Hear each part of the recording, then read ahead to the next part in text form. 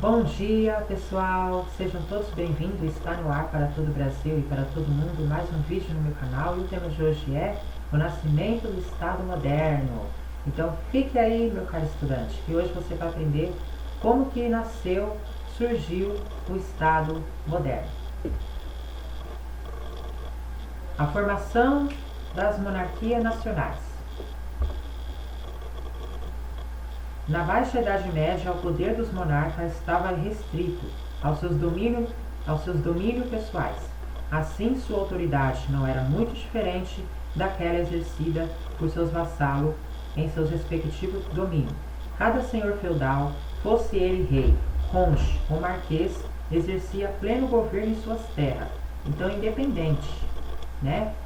Se cada senhor feudal, fosse ele rei, conde ou marquês, ele exercia seu pleno governo em suas terras. Ele mandava em suas terras, que funcionavam como entidade independente, com suas próprias leis, costumes, norma e exército. O próprio rei tinha que lutar para manter o seu domínio protegido, tá? Contra as invasões, né? Então o rei tinha que manter o seu domínio protegido. O título de monarca era, portanto, essencialmente simbólico e honorífico, não implicando poder efetivo. As famílias mais importantes de cavaleiros feudais lutavam para conquistar territórios e acumular cada vez mais terra. As vitórias granjeavam prestígio social e poder econômico, permitindo que as famílias vencedoras se sobressaíssem e mantivessem a hegemonia num certo território.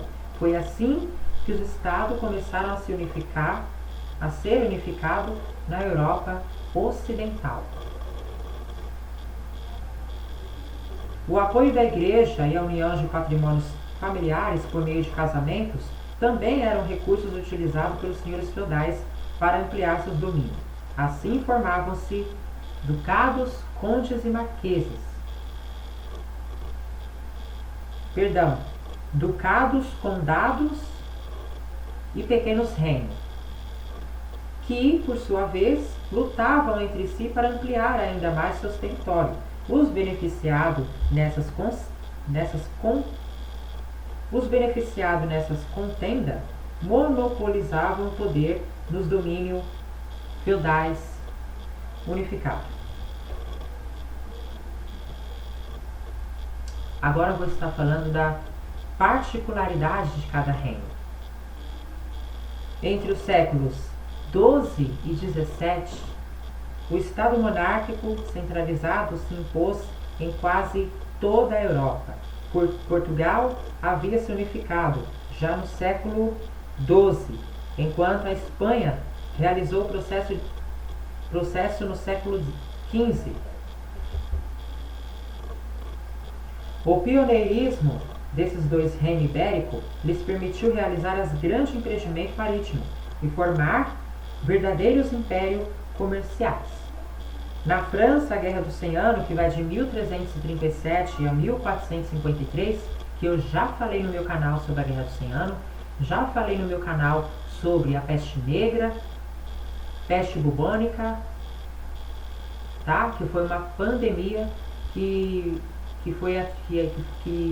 atingiu vários países da Europa, né? E atingiu também o Brasil. Foi uma pandemia antiga, né? Uma pandemia de muitos anos atrás. Como hoje também temos a pandemia, né, do coronavírus, mas também tivemos a pandemia da peste negra, né?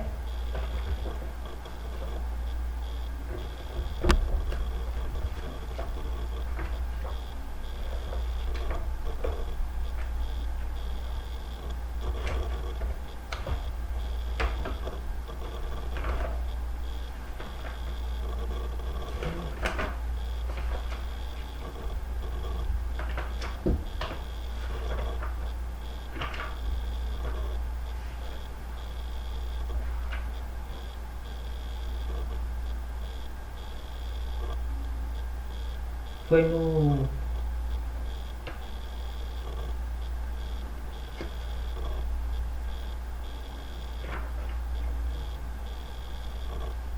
E foi com a pandemia da peste negra, da peste bubônica, que está relacionado com a crise econômica e demográfica, tá?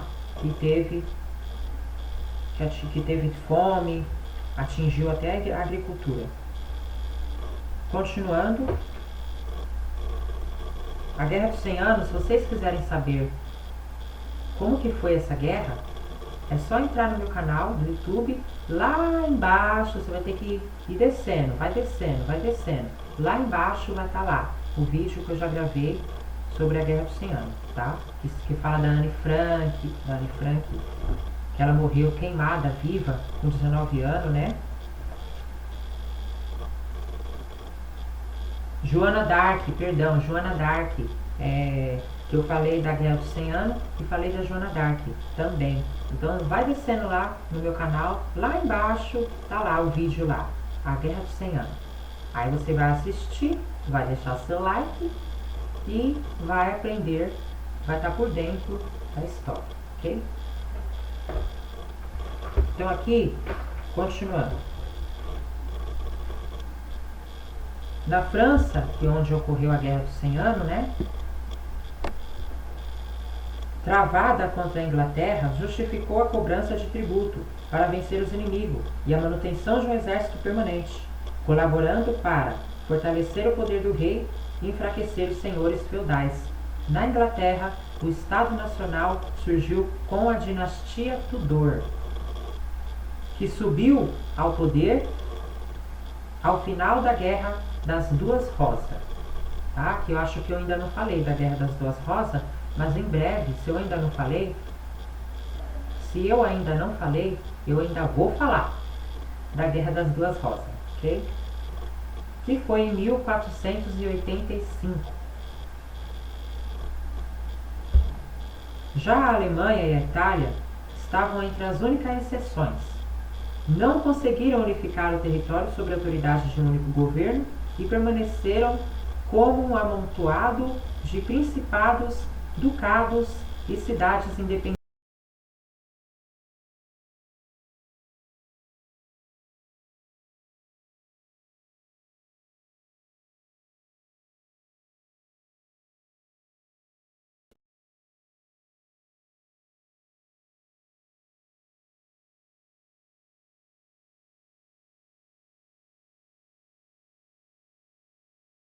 Lançou as bases para a formação do que viria a ser o Reino da Espanha, né? Onde tudo começou, o Reino da Espanha.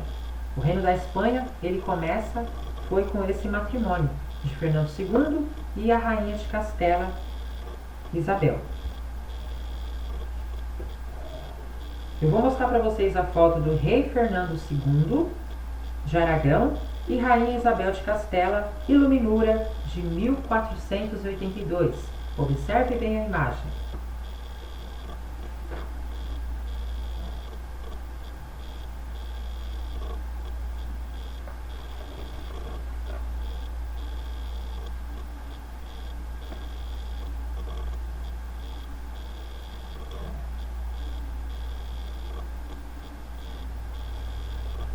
Viu aí, pessoal?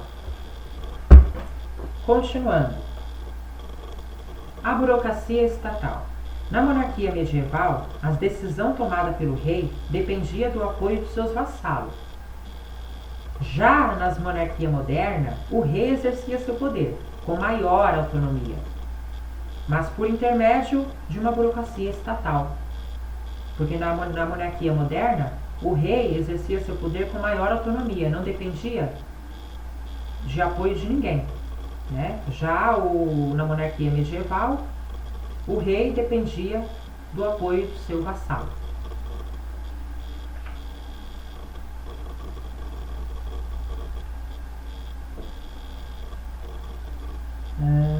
Os funcionários que compunham essa burocracia eram responsáveis, entre outras funções, pela administração da justiça, pela coleta de imposto e pela construção de obras públicas.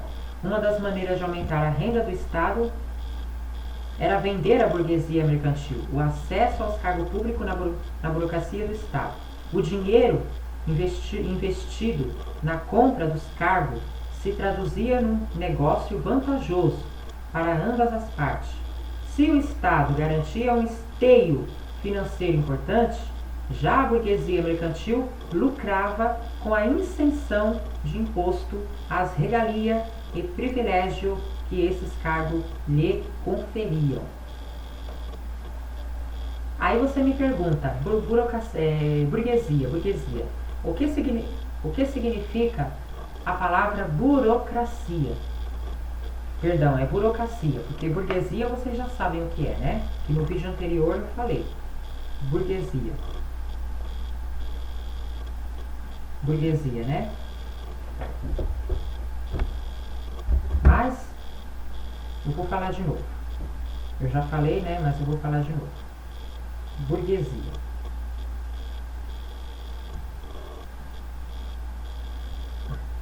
Burguesia é uma classe social que surgiu na Europa, com o desenvolvimento dos burgos medieval e o influxo do comércio na sociedade feudal, e que principia a gozar com seu enriquecimento e de crescente liberdade e poder, passando a dominar, ou seja, é uma classe, né, social onde está relacionado com o comércio, né, a burguesia, onde tem os banqueiros, né, também, e a burguesia, ela está relacionada com o comércio, né, com aqueles que mandam, que estão sob o controle do comércio, ok?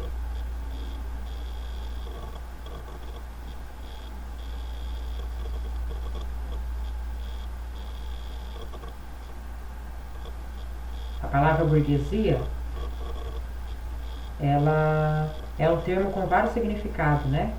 A palavra de origem do latim burgos, significando cidade, adaptada por várias línguas europeias.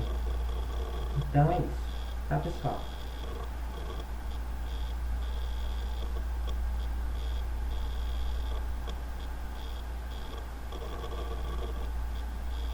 Ou seja, diferente, a burguesia mercantil, diferente do sistema feudal, os burgueses buscavam o enriquecimento e a mobilidade social.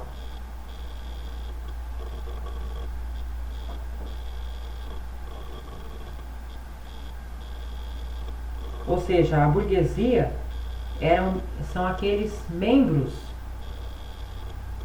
ou seja, a burguesia, os membros da burguesia são detentores dos meios de produção, né, do comércio.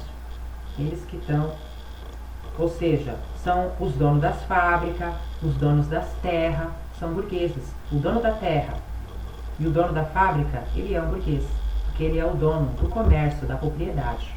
Então é isso, gente. Mas aqui eu falei da burguesia. Agora, o que significa burocracia? Você vai saber agora. Bom, a palavra burocracia é um conjunto de órgãos estatais responsáveis pela atividade administrativa do Estado. A origem do seu termo, entretanto, está parcialmente associada à sua definição atual. A origem do termo burocracia é o vocábulo francês bureau, tecido grosso de lã, com que antigamente se formava as mesas. Por translação, passou-se a chamar bureau. Sucessivamente, a mesa, o lugar em que se juntavam mesas para trabalhos, geralmente de administração. As repartições públicas e os tipos de funções e trabalho que nelas se realizavam. Empregava-se também o termo para qualificar os empregados que serviam nesses lugares. Eu vou mostrar para vocês a foto dos funcionários da administração real. Mostram ao rei Felipe II a nova planta da cidade de Valladolid, na Espanha, azulejos do Palácio de Pimentel, 1562. Observa bem a imagem.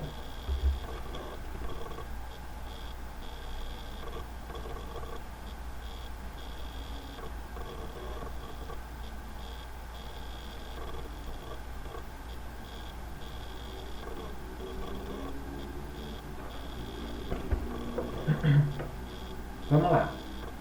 O Estado centralizado. O monarca passou a desempenhar uma autoridade quase ilimitada sobre seu território. O poder real. Nacional. O poder real e nacional estava acima dos poderes locais, exercido pelas províncias, cidades e condados, etc., assim como de forças religiosas como a igreja. O rei,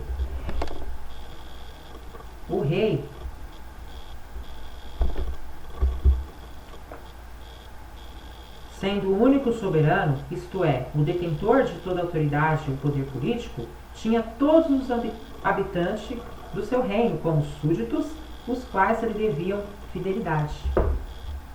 Todos os habitantes do rei devia fidelidade. A monarquia nacional pressupunha 3 princípios básicos, que é a soberania, secularização e a centralização e racionalização administrativa. Primeiro, vamos ao primeiro. Soberania. O poder real tornou-se soberano. Em seu território se concentrou em sua pessoa, admitindo apenas limitações mínimas. Para alguns pensadores da época moderna, o poder real era fundamentado por Deus, permitindo ao rei criar e impor leis sem o consentimento dos súditos, sem avisar.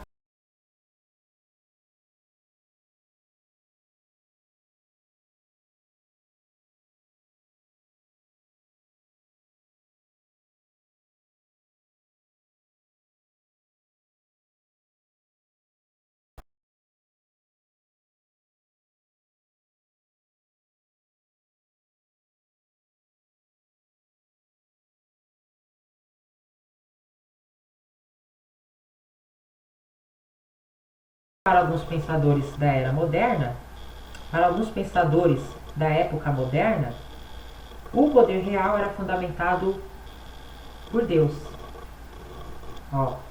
Por Deus. Secularização. Apesar de ainda não haver total separação entre Estado e Igreja, que ainda não houve ainda separação entre o Estado e a Igreja, o que só ocorreria mais tarde com o Estado moderno, o exercício do governo tornou-se progressivamente independente da religião, seguindo seus próprios princípios. Então, esse é o significado da secularização, que ainda, apesar de não haver total separação entre Estado e Igreja, ou seja, houve separação, houve separação entre Estado e Igreja, mas não foi totalmente. Houve uma separação entre o Estado e a Igreja, mas não foi totalmente. E essa separação, que não foi totalmente, entre o Estado e a Igreja, foi aí que deu o nome de secularização.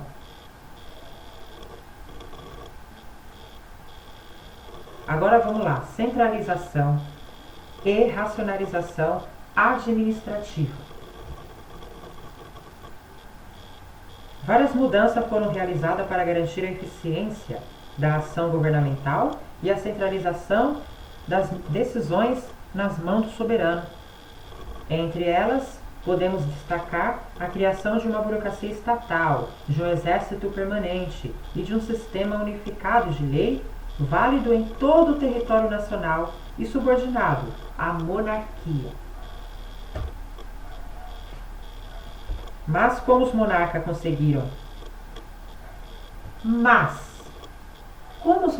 conseguiram adquirir e conservar todo esse poder em suas mãos?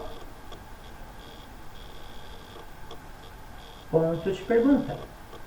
A centralização do poder foi o resultado de vários fatores. entre os mecanismos que levaram à centralização estatal na passagem da Idade Média para a Idade Moderna. Então, a centralização do poder foi o resultado de vários fatores. E quais foram os fatores? Quais foram os resultados que teve com a centralização do poder?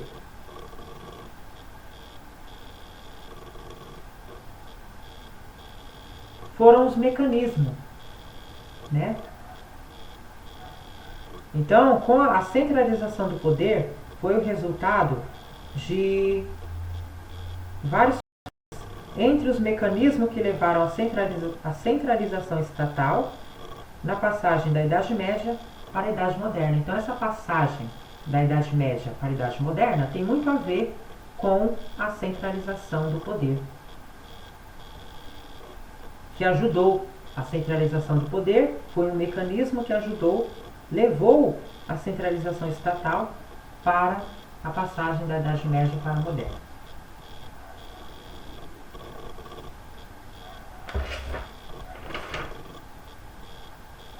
O que significa a palavra Estado Moderno, que é o tema de hoje, né?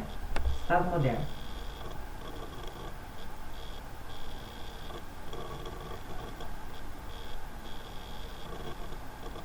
Bom, é uma palavra de diverso sentido. No texto, corresponde a um novo formato adquirido pelo Estado no final da Idade Média.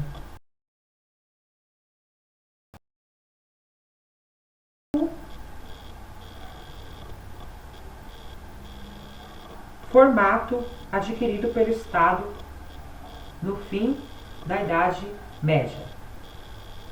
Ok, pessoal? E aqui já está falando, né, da Guerra das Duas Rosas, que foi uma série de conflitos que opuseram duas facções aristocráticas inglesas, os York e os Lancaster, na disputa pela sucessão do trono, para ver quem é que vai ficar com o trono. Foi em 1455 a 1485. Foi de 1455 até 1485, o período da Guerra das Duas Rosas. O nome do conflito, que é a Guerra das Duas Rosas,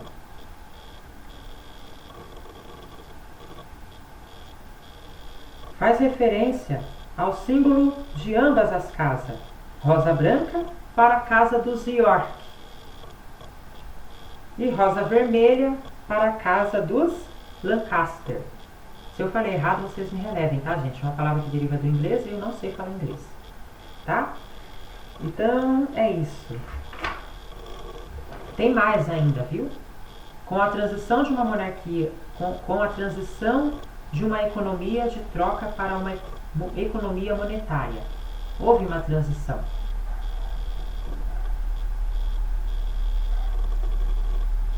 De uma economia de troca passou para a economia monetária.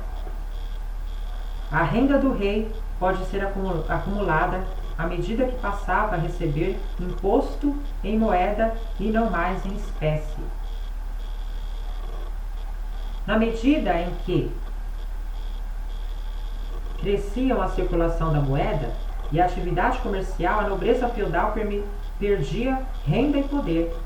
Então, na medida que foi crescendo a circulação de moeda e a atividade comercial, a nobreza feudal, ela saiu perdendo. O que ela perdeu, a nobreza feudal? Ela perdeu sua renda e o seu poder.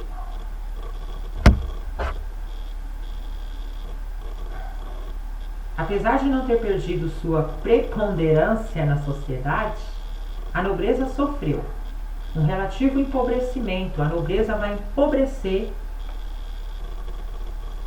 Em que período? É quando surge o Estado centralizado, é que a nobreza vai empobrecer.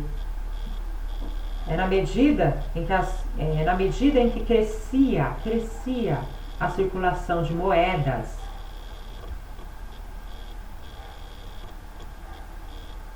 e a atividade comercial, foi aí que a nobreza empobreceu, porque a nobreza era rica, né? Desfrutava dos privilégios, não pagava imposto, então a nobreza ela era rica, ela era soberana, né? Entre aspas. Agora a nobreza, com o Estado centralizado, a nobreza feudal, empobrecimento. Ela vai se empobrecer, a nobreza vai virar pobre. Ela era rica e vai virar pobre.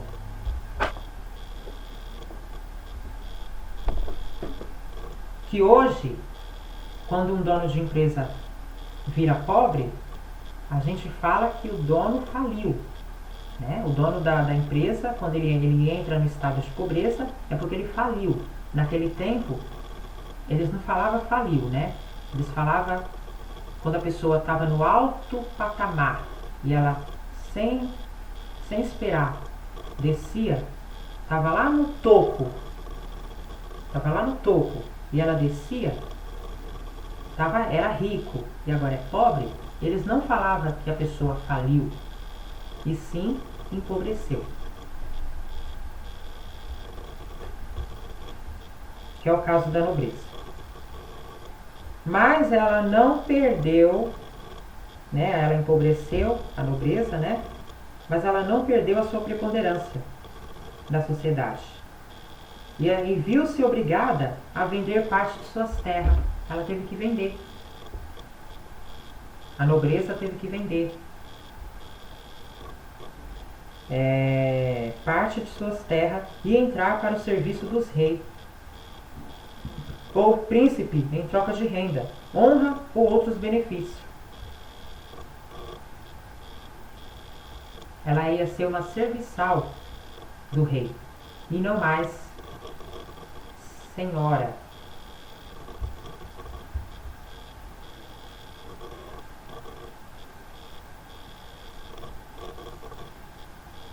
A renda dos impostos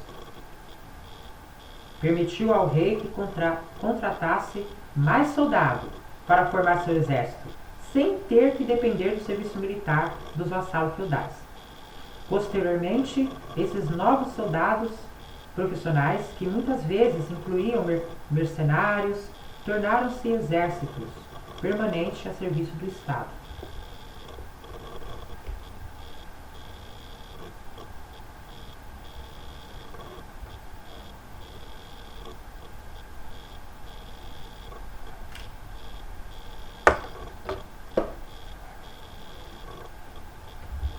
A guerra era forma privilegiada de conquistar novos territórios, porque para conquistar novos territórios tinha que ser por meio da guerra. Sem guerra não tinha como. Assim, a maior parte dos impostos arrecadados era utilizado pelos estados para financiar na guerra. Segundo essa concepção política, a guerra era tida como função natural dos governantes, que devia adquirir disciplina e perícia na arte da guerra. Os momentos de paz eram exceções na Europa desse período. Tem-se calculado que em todo o século XVI houve apenas 25 anos sem operação militar de larga escala na Europa. No século XVII, passaram-se apenas 7 anos sem guerra importantes entre estados.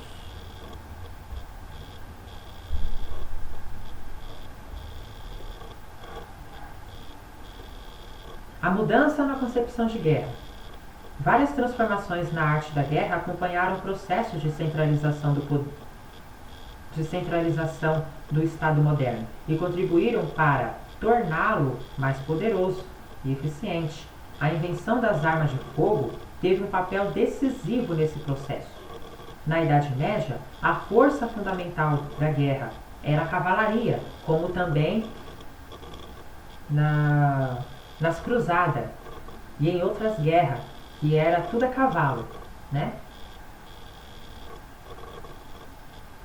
Era uma cavalaria, era um monte de cavalo com, né, os soldados, os cavaleiros, né, montados em seus cavalos. E aí, quando eles estavam prontos para a guerra, os cavaleiros corriam com seus cavalos. Parará, parará, parará, parará, parará, parará, parará, parará, parará, parará, parará, parará, né? Imagina, né, um batalhão de cavalos com seus cavaleiros. Né? Antigamente era assim, né? A guerra na Idade Média. Na Idade Média, a força fundamental da guerra era a cavalaria.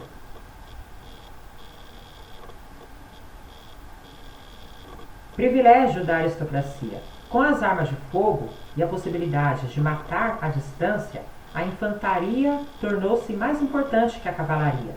A guerra deixou de ser exclusivamente dos nobres, que se tornaram líderes dos regimentos da monarquia. Com a existência de exércitos permanentes, impuseram-se igualmente a disciplina e a hierarquia de comando nos corpos militares.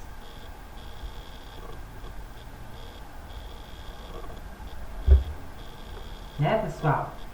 Eu vou mostrar para vocês a foto o cerco de Brenda. Eu ia falar Brenda. O cerco de Breda. Gravura de Jacques Calotte, 1626. A imagem representa um importante episódio das guerras entre a Espanha e a Holanda. Em 1625, quando os espanhóis cercaram a cidade holandesa de Breda e obrigaram os holandeses a se renderem. Vou mostrar para vocês a imagem.